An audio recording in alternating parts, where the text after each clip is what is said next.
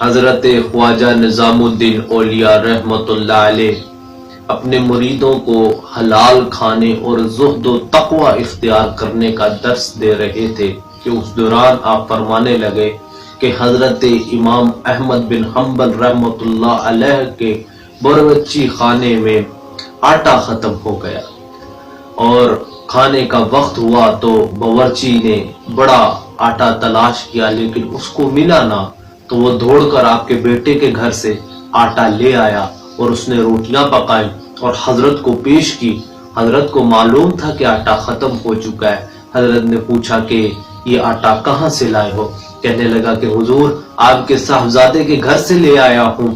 تو حضرت امام احمد بن حنبل نے کہا لے جاؤ اور ان کو باندھ کر ایک کپڑے میں دریائے دجلہ میں پھینک دو، ہم آج رات فاقے سے گزار لیں گے۔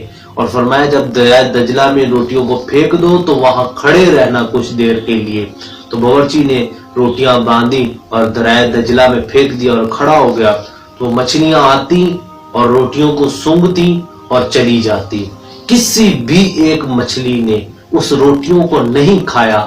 اتنی دیر میں ایک لہر اٹھی دریا کی، اس نے روٹیوں کو آبار پھینکا۔ اللہ اکبر، باورچی واپس آیا، اس نے یہ ماجرا حضرت امام احمد بن حنبل کو بتایا تو حضرت امام نے فرمایا کہ جو روٹیاں مچھلیاں نہیں کھاتی تو وہ روٹیاں ہمیں کھلانا چاہ رہا تھا۔ تو انہوں نے کہا کہ حضور یہ ماجرا کیا ہے؟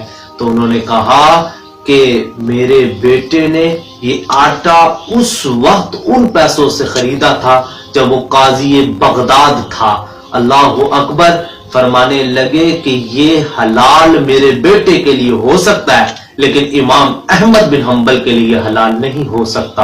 اللہ اکبر، جب زہد و تقوی کا عالم یہ ہو تو پھر حجابات الہی کھل جاتے ہیں اور حلال کا معیار بن جاتا ہے اور اللہ رب العزت انسان پر اپنی معرفت کے دروازے کھول دیتا ہے۔